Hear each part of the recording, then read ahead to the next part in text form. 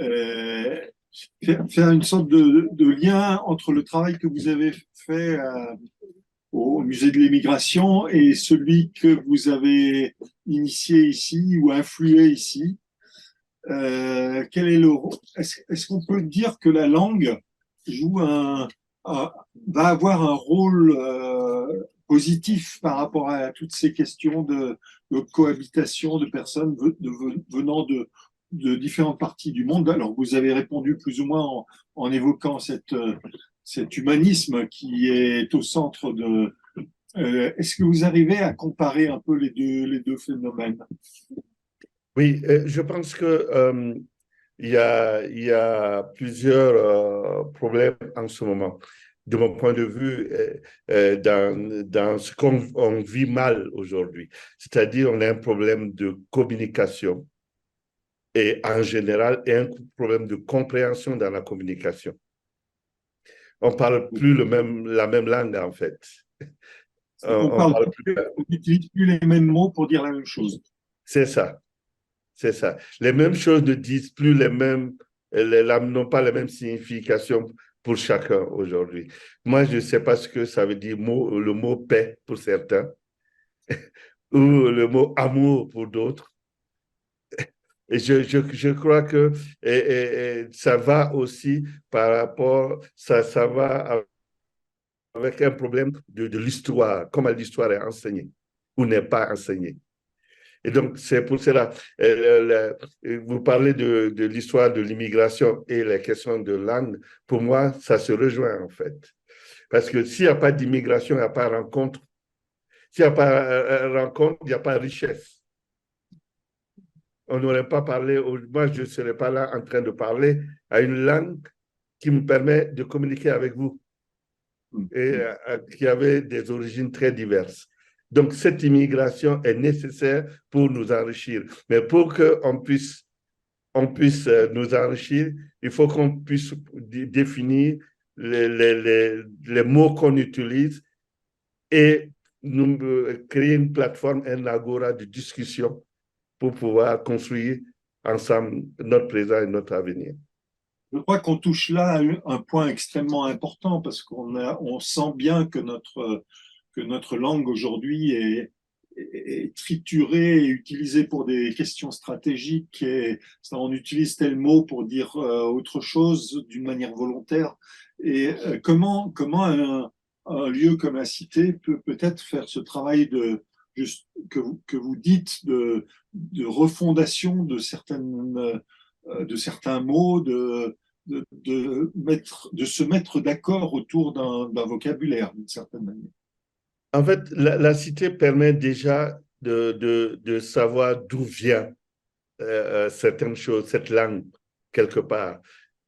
Et déjà, quand on commence à savoir d'où on part, on commence à savoir où on est et on peut définir ensemble où on veut partir ensemble. Et cette cité, parce que rien que, par exemple, la partie violente de l'apprentissage de cette langue que nous, certains peuples a subi, et qui maintenant qu'elle l'a transformé en atout, c'est extraordinaire. Il faut savoir ça. Faut savoir d'où ça part. Et donc, ça ne devient pas de la nostalgie malheureuse, ça devient un atout. Et cette cité le permet. Cette cité permet d'expliquer ça aussi. Cette cité permet que beaucoup de Français comprennent que eux-mêmes, leurs ancêtres, ont dû aussi subir la même chose que certains peuples hors de France. Et quand on prend les Corses, les Bretons, avec les sabots, qui avaient le sabot quand ils parlaient la langue nationale, ou le mandin qui parlait le bamana, ils ont subi la même chose. C'est de dire que comment les choses ont évolué. Et cette cité nous permet de savoir qu'on est partis tous de quelque part et que nous avons essayé de construire quelque chose ensemble et que nous devons être héritiers Nous ne sommes pas comptables de ce que nos ancêtres ont fait, mais nous sommes héritiers ensemble de ça, de cet héritage-là. Et aujourd'hui, moi, je revendique totalement l'appartenance de cette langue. C'est aussi une langue maternelle, le français, pour moi. Et cette cité le permet de le dire aussi, de montrer ça. Ce n'est pas une faiblesse, au contraire, c'est une force.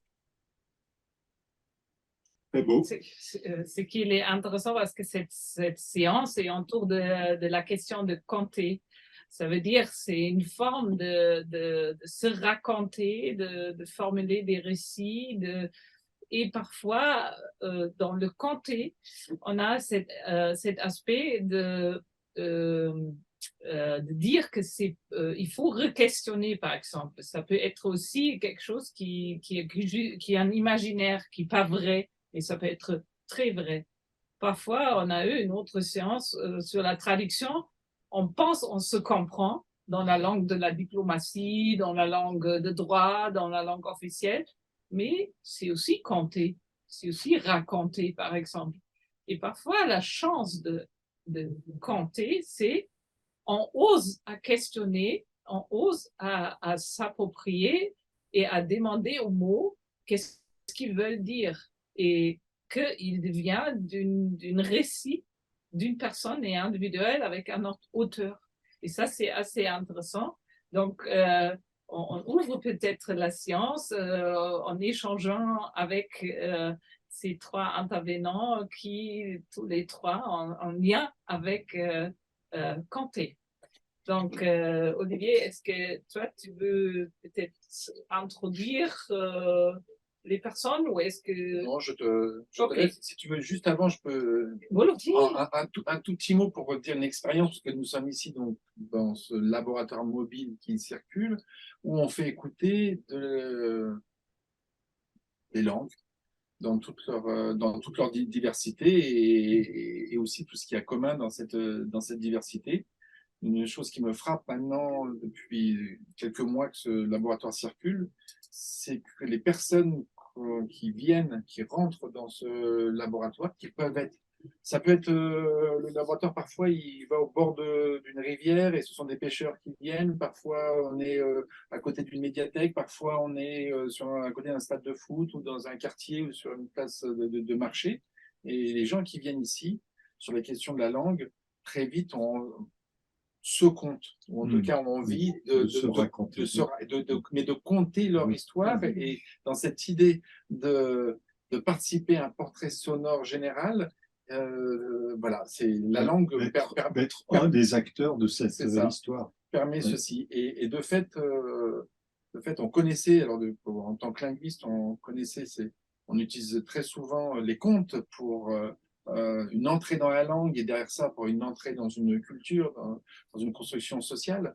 Ce qu'on avait moins vu, c'est en quoi, si on permet de prendre la parole, on permet de se compter et de se positionner. Et ça, c'est des moments fascinants ici. Mais pardon, je pense que ça fait presque l'introduction à la directrice du labo des histoires Hauts-de-France. Valérie, vous êtes Bonjour.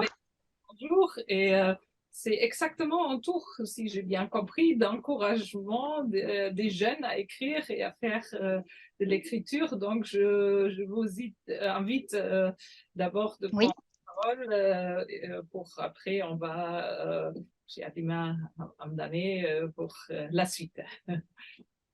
Alors, je vais présenter brièvement le Labo des Histoires. Donc, c'est une association d'intérêt général qui se donne pour mission de donner envie d'écrire aux jeunes de moins de 25 ans, en particulier les jeunes qui peuvent être éloignés des pratiques culturelles de l'écriture.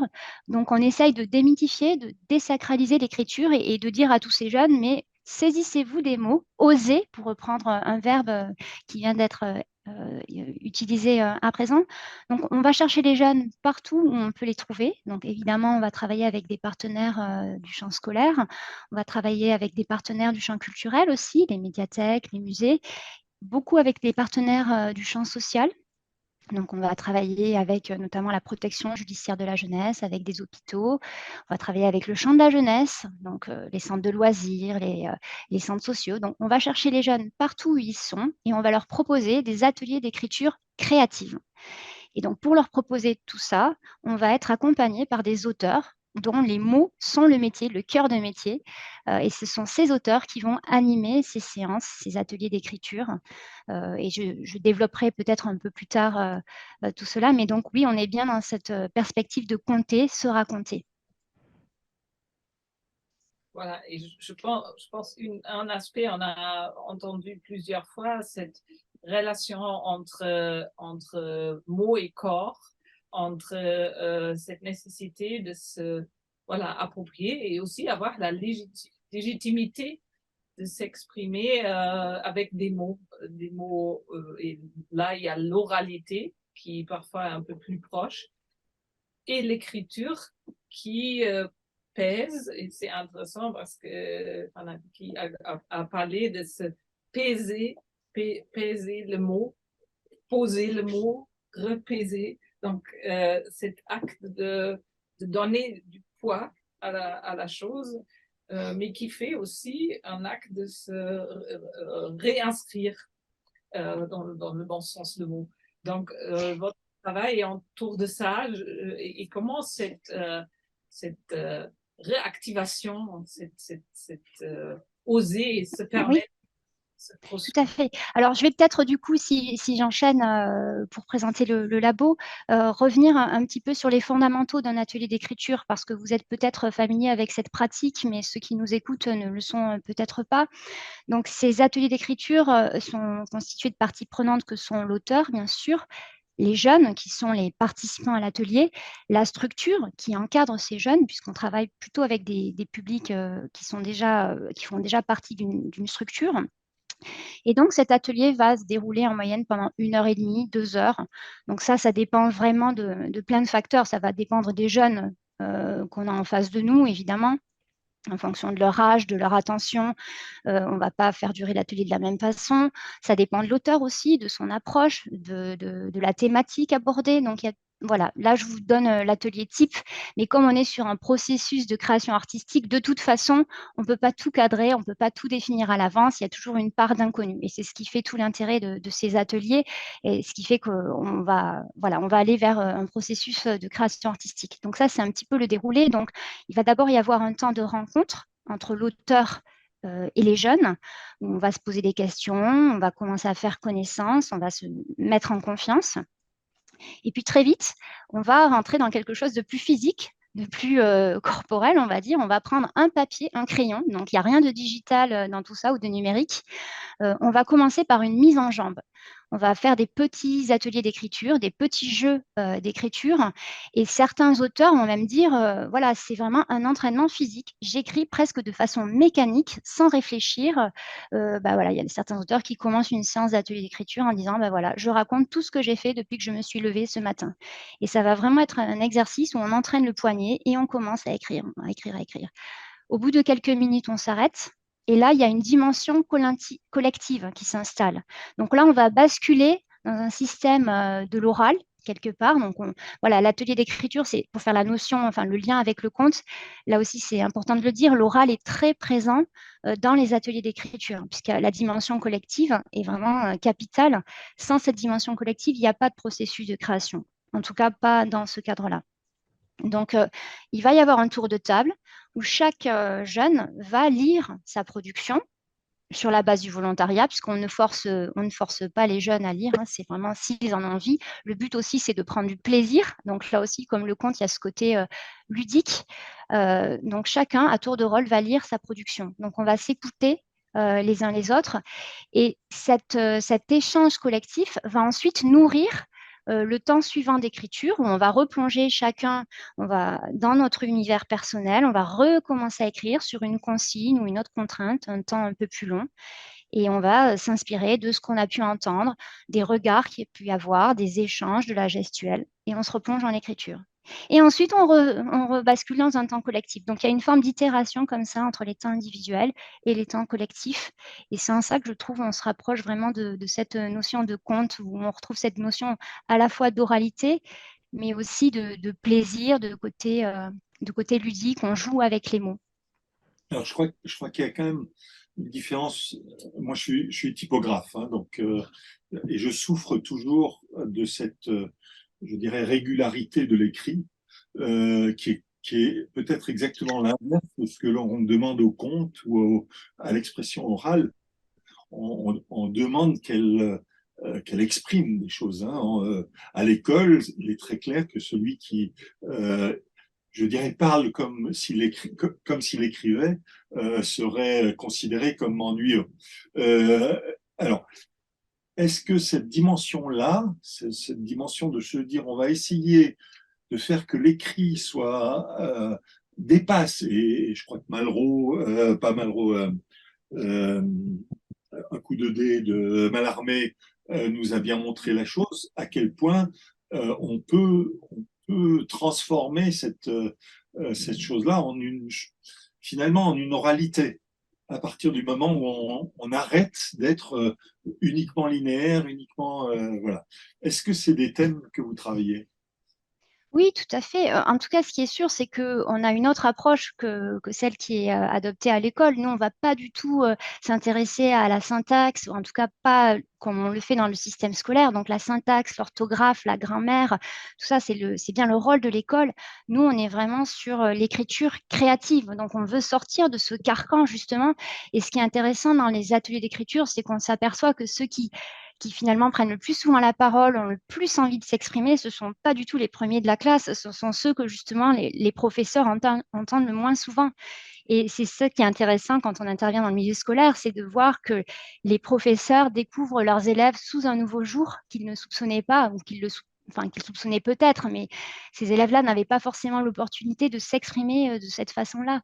Donc oui, c'est vraiment, on entre dans cette dimension de jeu qu'on n'aurait pas forcément dans un autre cadre. Et l'auteur est là aussi pour nourrir ce jeu. Donc certains vont avoir recours à des petits exercices inspirés de l'Oulipo, où on va jouer avec les mots, on va se mettre des contraintes. Ça, les contraintes, un atelier d'écriture, c'est vraiment très important. On ne part pas d'une page blanche, on va vraiment partir de ces contraintes, on appelle ça des inducteurs. Et c'est finalement ce cadre, parce qu'il y en a quand même un, qui va nourrir la créativité des participants. Donc, je pense s'il y a une image clé de cette culture de compter, c'est l'arbre à palabre, et ça me permet à basculer vers Alima Hamdane qui anime précisément cette dispositif au musée du Quai Branly, et qui en même temps voilà, est autrice de livres pour jeunesse et romancière. Et conteuse bilingue français-arabe. Et on a juste entendu cette belle phrase. Si je pourrais écrire le français de droite à gauche, ça j'aimerais bien. Donc, de transformer le français et faire l'infection aussi dans l'écriture. Mais je vous laisse peut-être parler de ce que vous avez déjà entendu, faire le lien avec le... Non, je n'ai pas répondu. Alors, attendez, on va juste essayer de... Parce que je crois qu'il y a plusieurs ouvertures du même... Est-ce qu'elle n'arrive pas à voir l'image et le son? Là, c'est bon. Il y a un écho, malheureusement. Alors, je pense qu'il faut que vous éteigniez votre... d'un côté, il faut que vous éteigniez votre micro, parce que là, vous avez deux micros Non, ouverts, je pense que vous avez déjà... Vous parlez... Parce que vous parlez à côté, je crois. Mais là où il y a l'image, il faut que vous éteigniez le micro. On vous entend Alors pas. là, on ne vous entend plus.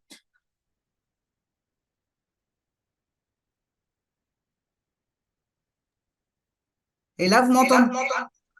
Oui. Mais j'ai coupé d'un côté, mais j'ai un petit souci avec le... Ouais, On va essayer de le régler de notre côté. On va voir si on y arrive. D'accord. c'est intéressant, hein. C'est raconté en écho. C'est c'est une invention. Alors, attendez. Hop. Si on imagine dans un valet. Est-ce que là, c'est bon? Non, on vous entend bien, mais comme il y a de l'écho, peut-être que si vous coupez le son, vous, de votre ordinateur ou de votre tablette ou téléphone, il n'y aura pas ce retour. Ah, par contre, on ne vous non, entend on plus. vous Il faut entend laisser plus. le micro, mais pas le son, mais pas le haut-parleur. Le micro de l'écran noir. Ou peut-être, je suggère de prendre un casque. Ou prendre un casque, oui. Là, on ne vous entend pas. Peut-être on utilise ce moment jusqu'à cette problématique se régler pour revenir vers Hassan pour faire peut-être une injection sur la question de compter, parce qu'on ne vous a pas encore entendu autour de cette mot. Cette dimension, Cette dimension. cette culture. Et maintenant, votre micro est encore fermé. Et je n'ai pas compris la question. La question est parce que, voilà, vous aussi, vous êtes dans la question de compter et compteur. Donc, ça nous intéresse de vous entendre autour de cette dimension d'utilité. Bon, là, je pense que c'est bon pour moi. Vous m'entendez? Excusez-moi, juste pour savoir, est-ce que vous m'entendez? Je laisse Hassan parler. Vous m'entendez pas? Si, Toujours pas. c'est parfait. Là, vous m'entendez. Ben, très bien. Donc, je laisse Hassan finir et puis je. Non, je n'ai même pas commencé, donc je laisse commencer, commencer. d'accord. Ouais. C'est tellement intéressant ce que tu vas dire. Donc, Je ne sais pas. ouais. Je ne sais pas si ça va Moi, être je vraiment sais. intéressant. Bon, j'aimerais revenir un petit peu sur ce que tu as dit justement tout à l'heure sur l'immigration, la rencontre entre les deux langues. Et c'est parce qu'il y a immigration qu'il y a rencontre. Par rapport à ma pratique du conte. Ah, votre micro est fermé, là. Ah.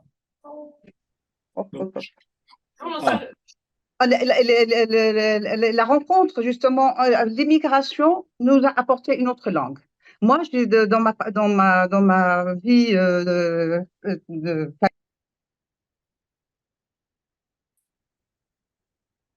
français, mais j'ai appris le français à l'école. Et j'ai été très intéressée par tout ce qui était oralité, qui était donné par mon père, ma grand-mère, mais qui ne parlait pas du tout français, mais qui ne parlait que l'arabe.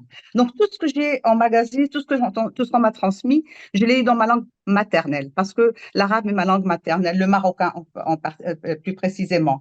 Mais pour moi, le français, c'est vraiment ma langue d'amour.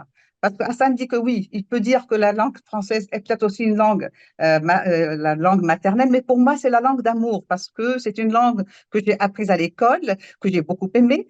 Et quand je me suis mise à raconter des histoires de chez moi, automatiquement, il y a eu quelque chose, un brassage entre ces deux langues. Et donc, quand je raconte, je raconte en français, mais j'ai toujours ma langue qui arrive et qui se tisse à la langue française. Et ça fait justement le chemin comme ça pour les langues. Pour moi, ça, c'est ma manière justement d'aborder cette histoire de langue et surtout comment être habité par une langue d'amour et comment aussi ne pas oublier qu'elle peut côtoyer celle qu'on a dans son cœur et dans laquelle on a baigné, dans laquelle nous sommes nés. Ça, c'est une chose.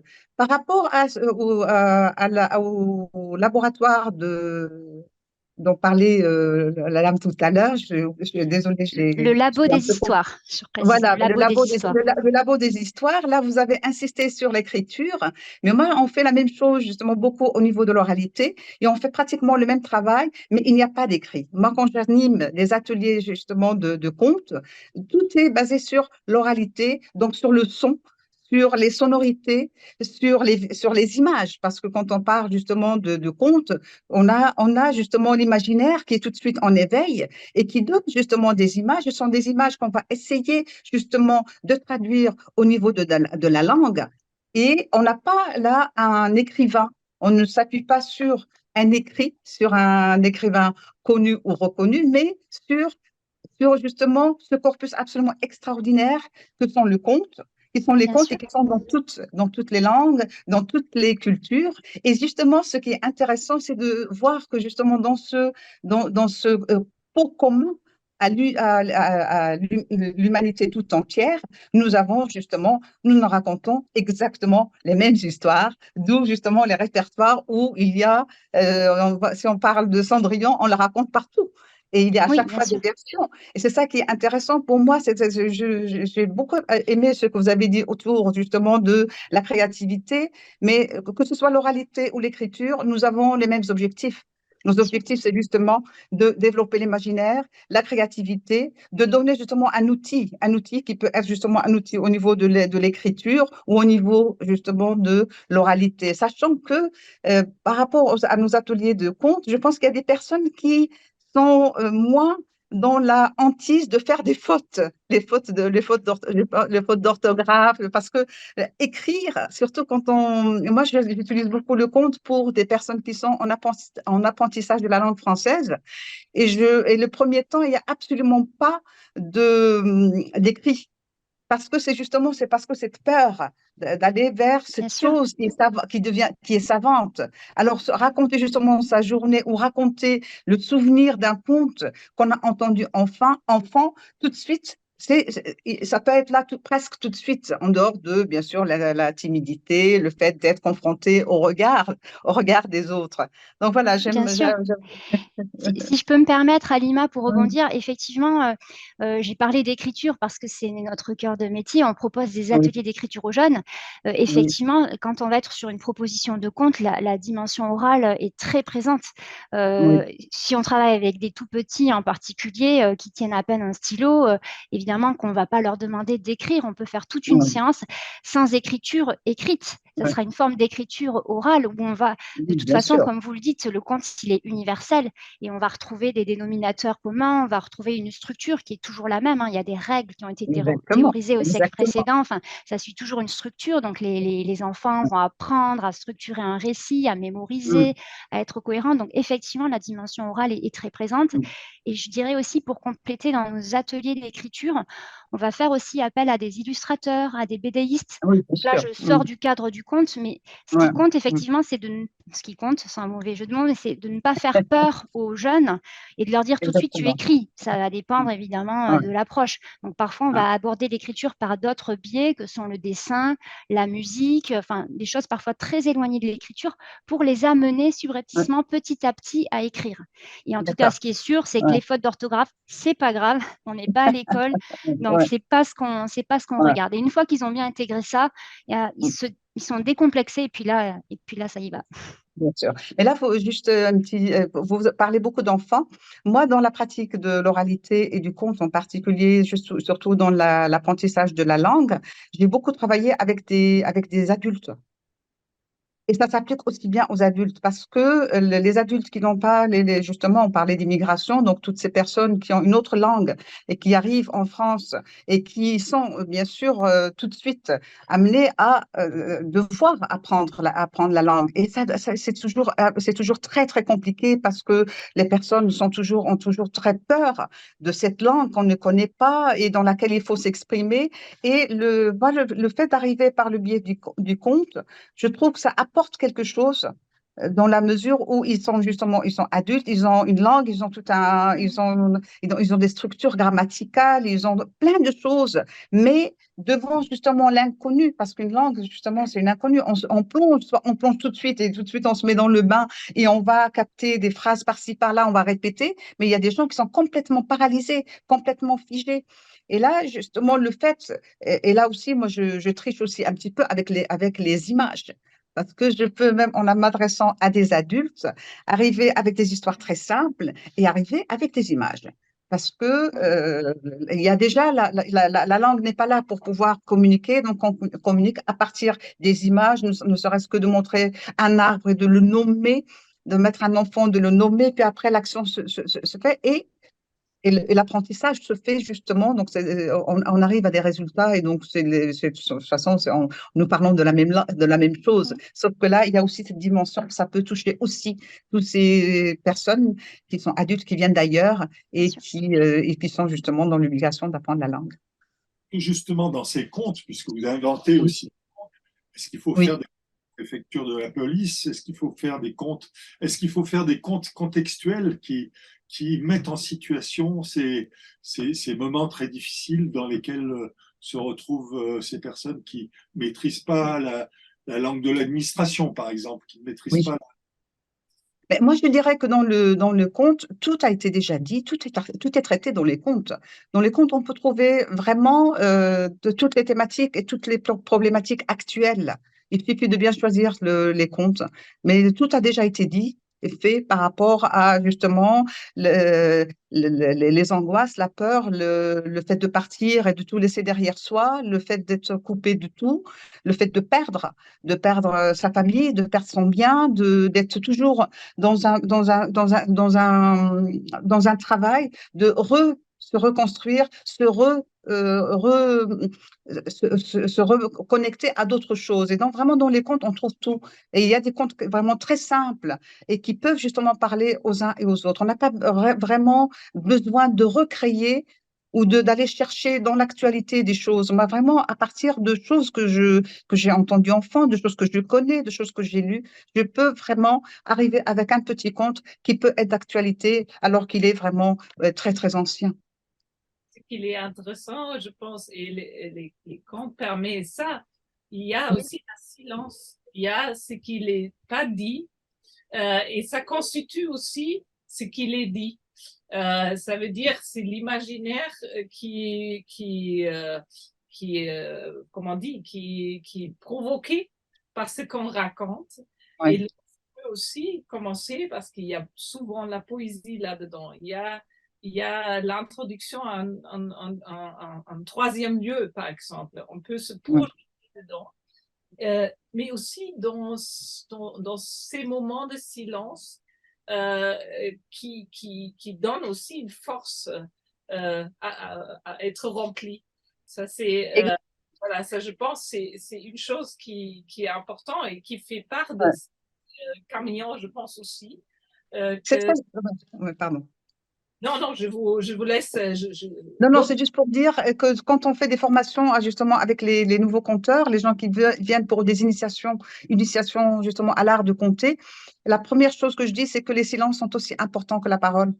Les silences ont absolument leur place dans le conte. On ne peut pas juste être en train de raconter, mais le silence, il est rempli de tellement de choses et il est important. Donc vraiment, ce que vous dites est très juste et ça me touche parce que c'est vraiment très, très important chez les conteurs. On dit que le silence, il compte autant que la parole, même si nous parlons en tant que conteur, on a toujours la parole. Très... Et je cite aussi Édouard Glissant qui dit il y a aussi le droit à l'opacité et je pense que c'est important. On a eu une intervention dans une des sciences sur la réconciliation, sur la question de plus trouver des mots et de devoir inventer des nouvelles mots. Et on a aussi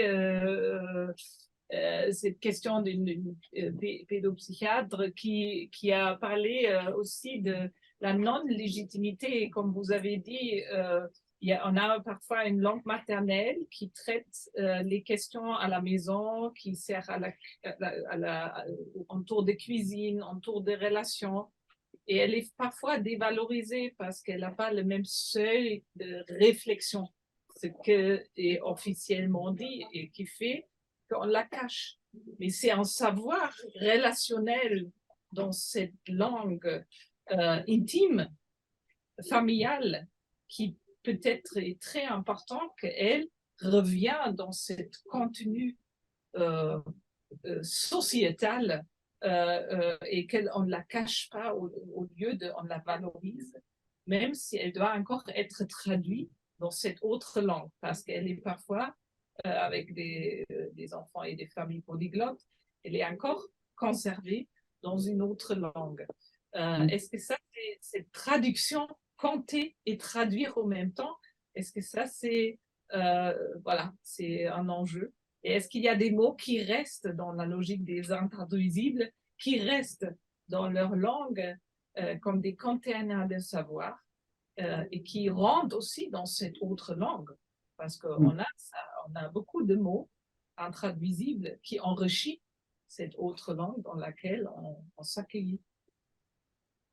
Moi, je pense que lorsque j'ai commencé à raconter, j'ai été confrontée un petit peu à ça, dans la mesure où pour moi, ma langue maternelle n'était pas du tout une langue à cacher, parce que bon, moi j'ai vécu au Maroc, je suis née au Maroc et je suis devenue adulte en France, donc je n'ai pas du tout eu à n'importe quel moment à rougir de ma langue ou à la cacher, c'est pas du tout le cas. Mais quand j'ai commencé à raconter, il y avait justement des tournures, des mots, des sonorités que je ne trouvais pas dans la langue française. Et ce qui s'est imposé pour moi, c'est que ce sont des choses que j'allais dire dans ma langue. Et donc, du coup, donc, quand je raconte, ben, on entend toujours ce que je suis, on entend ma langue. Et je trouve que justement, elle va très bien avec la langue française. Ça se tisse très bien. Et les gens même qui peut-être ont parfois des réticences par rapport à une langue étrangère, quand je raconte, mais parfois je fais répéter un mot ou deux à l'assistance, parce que parfois, quand je termine, les gens viennent me dire merci beaucoup parce que c'était très agréable d'entendre une autre langue. Donc, je pense que il y a justement cet espace de cohabitation qui est possible, qui est ouvert et qui est très riche et très enrichissant. Et j'aimerais bien, si on pouvait faire ça justement à tous les niveaux, ce serait vraiment formidable. Ce qui est très intéressant dans ce que vous dites, c'est que ce n'est pas de la traduction, c'est de la complémentarité. Exactement, Et, exactement, exactement. Je ne traduis pas du mot à mot, non. Pardon. C'est intéressant parce que c'est exactement ce que Stavenor a dit autour de cette nécessité de cohabiter ces langues pour que l'un n'efface pas l'autre et que ça s'enrichit et féconde. Est-ce que ces mots cantés et tissés inspirent Hassan de rebondir ce que a dit? Alors, oui, bien sûr que ça me parle à plusieurs niveaux. Mais bon, très rapidement, euh, je vais faire une différence chez moi entre raconter et compter, déjà, qui Oui, va, qui oui, va exactement. Oui. introduire un peu rapidement ce que je vais dire. Moi, je viens d'une société où le compte compter a une fonction bien précise. Et dans cette fonction, il y a plusieurs variétés. Il y a cette citation que je vais dire, que Mpaté va faire connaître, mais qui est une citation traditionnelle qui dit que 1001 personnes diraient-elles que le mensonge est vérité, mais le mensonge restera toujours mensonge. 1001 personnes diraient-elles que la vérité est mensonge, la vérité restera toujours vérité. Mon conte n'a pas pour but d'établir la véracité ou la fausseté de ces paroles. Mais pour les bambins qui se battent au clair de lune, c'est un récit fantastique. Pour les femmes fileuses de coton pendant les longues nuits des saisons froides, c'est un passe-temps délectable. Pour les mentons rugueux, les adultes, c'est une véritable révélation. Compte, compte, je suis à la fois utile, futile et instructeur. Donc, voici les fonctions, les dimensions du conte pour moi. Et alors, quand tu viens pour raconter, tu ne cherches pas forcément ces dimensions-là. Ça, c'est la première chose que je voudrais souligner. La deuxième, c'est par rapport à la traduction aux langues qui cohabitent, qui s'enrichissent mutuellement. Il y a les langues, mais il y a quelque chose dont on ne parle pas suffisamment, c'est l'intonation. L'intonation. Ou les intonations qui peuvent venir par les accents. Parce que tu peux dire bonjour à quelqu'un, mais la personne saura que c'est méchant. Par l'intonation. Tu peux dire je te déteste, par une certaine manière, la personne sent le contraire.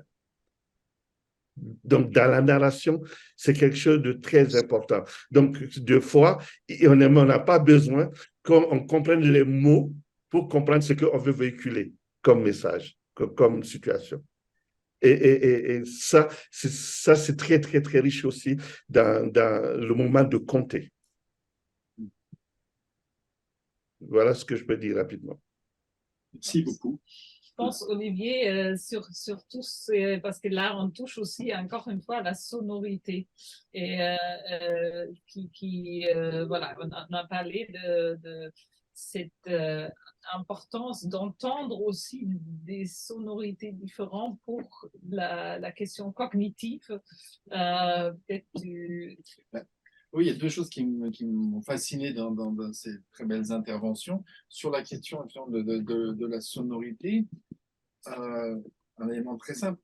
Si vous prenez en français, on échange tous avec 36 ou 37 phonèmes. Hein. En gros, une petite, en dessous de 40 sons différents. Pas vraiment des sons différents. Les sons sont toujours différents et vous pouvez faire tout ce que vous voulez. Vous ne pourrez jamais prononcer deux fois exactement le même son. C'est pas possible. Cognitivement, on ne peut pas prononcer deux fois le même son, mais on peut prononcer deux fois le même phonème, c'est-à-dire deux fois un son qui est fait pour être reconnu par les autres et partagé de manière à échanger, communiquer, dialoguer, converser, compter. Donc, ce que je veux dire par là, c'est que quand tout être humain se met à parler, il commence par entendre. On ne peut pas parler si on n'entend pas. Et si on n'entend pas une diversité de sons, mais très vite de sons qui sont liés à du sens, qui sont liés à du sens qu'on échange. Et c'est parce qu'on entend une diversité de sons qui ont une fonction d'échange entre nous qu'on arrive à construire un élément en commun.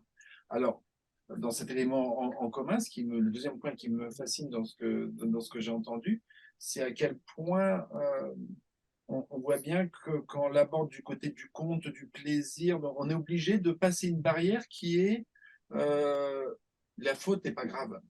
Et c'est quand même étonnant cette idée de penser qu'on est forcément dans la faute et que ça bloque cette expression. L'oral le permet beaucoup plus que l'écrit. Alors, et surtout, peut-être dans beaucoup de langues, mais surtout en français, il y a visiblement un énorme poids qui est mis sur l'écrit, au point que des gens nous disent avoir peur de parler des fautes d'orthographe, ou avoir peur de parler, ou peur de compter, pour s'exprimer, parce qu'il y aurait des fautes ici. Or, quand tous les êtres humains qui viennent au monde vont parler, et vont parler avec une langue parfaite. Leur langue est toujours parfaite et ils vont le faire parfaitement. La notion même d'avoir une faute n'existe pas. C'est quelque chose qui va être amené par un contexte social, par l'école, avec une double fonction ici qui est est-ce qu'il y a bien une maîtrise de ce qui peut être partagé. Donc ça, on peut trouver que effectivement c'est important. Pour les linguistes, hein, c'est quand on essaie d'étudier la syntaxe, on essaie d'étudier, si je prends l'exemple de la syntaxe qui a été évoqué tout à l'heure, on essaie d'étudier ce qu'il y a de régulier qui permet de produire de nouveaux énoncés. Il se trouve que pour produire de nouveaux énoncés, il faut qu'on suive un certain nombre de régularités. Et c'est ça ce que les linguistes appellent la syntaxe, mais qui n'est pas du tout la grammaire comme on l'apprend à l'école, qui est vous devez apprendre une règle que vous ne connaissez pas et qui est celle-ci. Et si vous ne la suivez pas, vous êtes dans la faute et là, il faut vous taire. C'est deux approches totalement différentes. Et finalement, quand je me disais que quand vous permettez aux personnes de compter, eh bien, en fait, voilà, vous leur permettez d'être dans la langue complètement en faisant tomber ces barrières-là. Et oui, ces barrières, elles sont étonnamment, même à l'oral, elles peuvent contenir des éléments qui sont beaucoup plus présents dans l'écrit, alors que la langue, énormément de langues se fondent sur du son. Du son qui est relié à du corps, en communauté, en société, et qui est dans de l'échange et du partage. Et là, cette pratique-là du conte, c'est une pratique qui permet à chacun d'être linguiste, c'est-à-dire qui permet à chacun d'avoir une connaissance parfaite de sa langue, une reconnaissance parfaite de sa langue et qui lui permet de faire et de dire et de se faire et de se dire. Voilà. Ça, c'est intéressant et ça m'intéresse. Qu'est-ce que pensent les conteurs de cette vue sociolinguiste sur la matière avec laquelle vous travaillez? Qui aimerait prendre la parole sur cette question de voir cette matière de la langue dans ce que vient Olivier de dire? Peut-être juste là, ce que vient d'expliquer Olivier, ça me fait penser à une anecdote qui s'est passée dans un quartier des mineurs où intervenait un de nos auteurs. Donc souvent, lorsqu'on intervient dans ce contexte de protection judiciaire de la jeunesse, on se retrouve face à des jeunes parfois allophones ou qui ont des difficultés d'expression. Et là, il s'est retrouvé face à un jeune qui ne parlait pas du tout français et qui était embarqué dans un atelier d'écriture. Et pour autant, il fallait faire quelque chose avec ce jeune. Et ce jeune s'est mis à écrire et à parler en roumain sans que l'auteur et les autres puissent comprendre ce qu'il était en train de raconter. Mais il y a vraiment quelque chose de magique qui s'est passé pendant cet atelier. Puis après, on a fait des podcasts des différentes productions des jeunes lors de cet atelier. Donc voilà, certes, il n'y a pas eu de compréhension mutuelle de ce jeune, mais il y a quelque chose qui a pu s'établir, il a pu s'exprimer à l'occasion de cet atelier. Et voilà, on a tous une langue donc peut-être qu'il a fait des fautes, peut-être qu'il n'en a pas fait, on n'est pas là pour juger, mais en tout cas, voilà, on a vécu un beau moment dans cette expérience. C'était juste une petite anecdote. Et ce qui fait compter l'arbre à palabre, ça c'est aussi un moment de collectivité, de convivialité, de partage, mais entre l'intime et le partage. Donc peut-être On dit que le conte est l'art de la relation. C'est l'art de la relation, donc automatiquement, quand on est justement, on ne compte pas pour soi, on compte toujours avec des gens, on a des gens autour de soi, et c'est l'art de la relation. Donc on est dans justement de quelque chose, on raconte des choses parfois qui nous touchent profondément, même si un conte qui est connu, le conte touche toujours les gens à un niveau ou à un autre. Mais on est quand même avec les autres. Et c'est ça qui est justement intéressant dans ce partage. C'est une parole qui est partagée. Et pour revenir à si on n'a pas justement la matière, c'est justement le fait d'être dans l'oralité. Ben, moi, quand je fais justement des ateliers avec des personnes qui viennent de nationalités différentes et donc de langues différentes, ben, je dis, ben oui, on peut utiliser sa langue. Même si je ne comprends pas, je dis, ce n'est pas grave. Parce qu'il y a justement la sonorité, il y a le ton qui est utilisé, comme a dit Hassan tout à l'heure, qui nous montre justement à peu près, qui nous guide, qui nous met sur le chemin. Et c'est ça qui est intéressant. Donc justement, on peut, c'est un espace qui est ouvert pour justement arriver petit à petit à être dans la langue. Et c'est ça qui est intéressant. Dans ce vivre ensemble et dans le partage et l'écoute, parce que le conte, il est ça, le partage, l'écoute et l'art de la relation. Alors, je me demandais justement s'il y avait des fautes de conte, une faute de conte, ou si ça serait une faute qui ne permettrait pas le partage, qui ne permettrait pas d'être dans la relation, dans l'interaction, c'est-à-dire que ça serait, vous pourriez remarquer à un producteur que l'énoncé, que ce qu'il est en train de produire est peut-être très intéressant, mais s'il est intéressant que pour lui et qu'il n'est pas du tout dans le partage, on n'est pas vraiment dans le conte, et ça serait un peu dans l'erreur, non? Est-ce que ça serait, est-ce qu'un conte qui ne serait pas dans la relation serait vraiment un conte? C'est-à-dire que tous les contes sont dans la relation, dans la mesure où c'est une parole qui est adressée à quelqu'un. Donc, on est automatiquement dans l'art de la relation. Donc, si une personne va raconter quelque chose qui ne me parle pas ou qui ne me dit rien ou qui vient d'ailleurs, ben, j'écoute. J'écoute et je prends ce que j'ai à apprendre. Il y a toujours quelque chose à prendre. On n'est pas, c'est-à-dire que les contes, moi, je n'aime pas tous les contes. Je ne dis pas amen à tout ce que j'entends, mais il y a des contes qui me touchent plus que d'autres. Mais je peux ne pas, même ne pas aimer un conte, mais l'écouter et voir un petit peu comment on me le donne. Et peut-être que justement, à force de l'écouter, je vais à un moment donné le voir autrement. Mais pour moi, parler, c'est à partir du moment où la parole sort, elle est dirigée avec quelqu'un, il y a une relation. Parce qu'on parle, il y a quelqu'un qui est en face et qui écoute. Je ne sais pas si je réponds vraiment à la… Tout à fait, Euh, merci. Moi, si vous permettez, j'aimerais dire un petit mot là-dessus. Je suis totalement d'accord avec mes collègues quand ces relations partagent, etc. Sinon, on a un monologue. Là. Et d'ailleurs, Montaigne dit que le conte est à moitié à celui qui l'a dit, l'autre moitié à celui qui l'écoute. Donc, ça se construit à plusieurs. Mais souvent, quand même, il faudrait que celui qui est, ou celle, la personne qui vient pour recevoir ce moment de partage, soit ouverte aussi à ça. Je vous dis, je donne un exemple. Dans un atelier que j'ai eu à faire, il y a aussi avec des gens venus de plusieurs horizons qui ne parlaient pas forcément la langue française, mais il y a un qui a essayé de raconter son histoire en français. Il commence, il dit, un homme a dit que, et tout de suite, il y avait quelqu'un dans la salle qui dit, non, on dirait un homme. J'ai déposé la question, mais vous Bah avez oui, compris de quoi on parle ou pas? bah oui. La question est là. J'ai dit, vous avez, la question est là. Donc, la personne n'était pas ouverte au partage de l'histoire, mais elle était là pour peut-être faire un cours de français.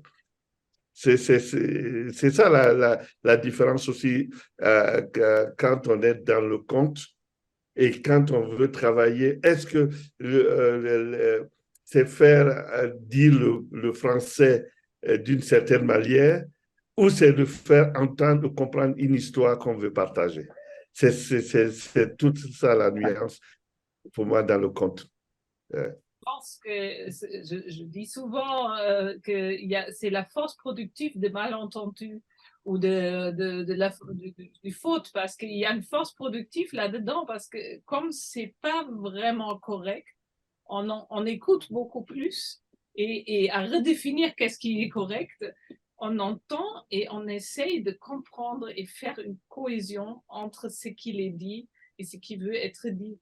Et je trouve ça, c'est souvent important parce que dans la langue qu'on maîtrise, parfois on ne le fait pas. Et on entend quand même d'autres choses derrière le même mot. Ça se voit dans les couples. On a des discussions autour d'un mot parce qu'on essaie à trouver un accord. Mais on ne se permet souvent pas dans d'autres relations assez importantes de se faire ce travail, de se faire comprendre, même dans la même langue, traduire qu'est-ce que je veux vraiment dire avec ce que j'ai dit. Et je trouve que c'est une force productive parce on le voit très direct. J'ai encore une dernière petite question parce qu'avec l'arbre palabre, on est aussi dans l'abri. Et pour moi, une question, parce que là, on est aussi dans un abri, dans un lieu avec cette camion qui se déplace. Il y a une certaine intimité qui permet quand même de libérer la parole parce que ça donne aussi une confiance, un abri, voilà. Euh, comment cet aspect joue aussi dans la question de compter cette atmosphère qui libérait la parole ou pas? Je bascule ça Ouais. voilà, autour de vous trois, aussi pour le point final de cette séance. Moi, je dirais que dans la tradition marocaine, les contes, il y avait deux types de conteurs. Il y avait le conte à la maison, et c'était les contes merveilleux qui étaient racontés par les femmes. Ce sont les femmes qui ont réellement créé les contes merveilleux et qui les racontaient. Et pour les hommes, il y avait l'extérieur, et c'était des cercles de conteurs où des conteurs racontaient plutôt des épopées. Donc, c'était pour moi le conte, c'était toujours vraiment l'intime, c'était le soir, parce qu'on n'a pas le droit. Il y a des adages dans toutes les cultures qui disent qu'on ne doit pas raconter dans la journée parce que ça peut poser un problème. Chez moi, on me disait si tu en racontais dans la journée, ça donnait des enfants teigneux, donc personne ne voulait raconter dans la journée. Mais c'était certainement un adage de sagesse pour dire que la journée, elle était faite pour travailler et le soir, on pouvait se raconter des histoires. Donc, le conte, le soir, c'était l'intimité, c'était vraiment après le repas, c'était un moment où on était autour de la grand-mère ou de la tante ou de la personne qui raconte, parce que tout le monde ne raconte pas, tout le monde n'a pas l'art de raconter. Et donc, cette intimité, pour moi, ça a toujours été lié au conte. Quand je suis arrivée en France, moi, je suis venue pour tout à fait autre chose, pas du tout pour le conte, mais j'étais pour faire une thèse sur autre chose. Et quand j'ai abordé j'ai assisté à un atelier de conte, la première chose qui m'a vraiment fait me poser plein de questions, c'est comment raconter devant des gens que je ne connais pas. Comment raconter justement en dehors justement de cette intimité, de l'intime, le plus intime possible qui est dans la maison, dans une chambre avec que des gens qu'on connaît.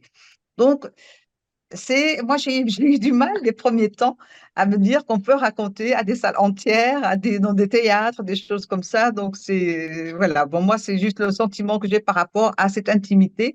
Et c'est quelque chose que de temps en temps, ça me manque. Ça me manque justement, et je le fais de temps en temps avec des amis, de dire, tiens, on va se faire une soirée conte, mais on est vraiment entre nous, on se connaît, on est dans une maison où c'est feutré, on se serre les uns contre les autres et on raconte des histoires. Voilà, pour ma part. Pour ça, vous avez fait l'arbre à palabre parce qu'il donne aussi cet abri un peu protégé, éventuellement. Voilà, l'arbre à palabre, on est plus à Sainte parlera mieux que moi de l'arbre à palabre parce que là, on est en extérieur, on est sous un arbre. Alors que chez nous, c'était vraiment plutôt, voilà, la maison à palabre, la chambre à palabre, si on peut dire. Alors, en ce qui me concerne rapidement, il y a trois niveaux encore de narration. On dit le conteur doit pouvoir raconter aux gens qui sont, quel que soit l'endroit, il doit pouvoir s'adapter. Et c'est pour cela la richesse du répertoire. Le répertoire s'adapte au lieu, aux circonstances aussi et au moment. Et on dit il faut savoir raconter aux gens des histoires qu'ils n'ont jamais entendues. Il faut savoir raconter aux gens des histoires, leur histoire, et les raconter à ta manière. Et il faut savoir raconter aux gens des histoires que ces gens ne connaissent pas, que toi-même tu ne connais pas. Ouais. Merci beaucoup. L'art de compter, donc. C'est vrai. L'art de compter. Mais merci à vous. Hein. Merci aux collègues. Merci. Merci Valérie. À la prochaine, à Alima. Et merci à vous. Merci. Merci. Merci à vous. De permettre de partager ce moment. Merci beaucoup. Merci à vous. Il parle quand même Merci. beaucoup aussi. Patrick Chamoiseau. Merci beaucoup. Merci. Merci. On va passer Merci. à la traduction. Pardon? Raconter. Non, Précisément, on va passer de compter à raconter. D'accord, très bien. Merci. Au revoir. Bonne soirée. Au revoir. Et,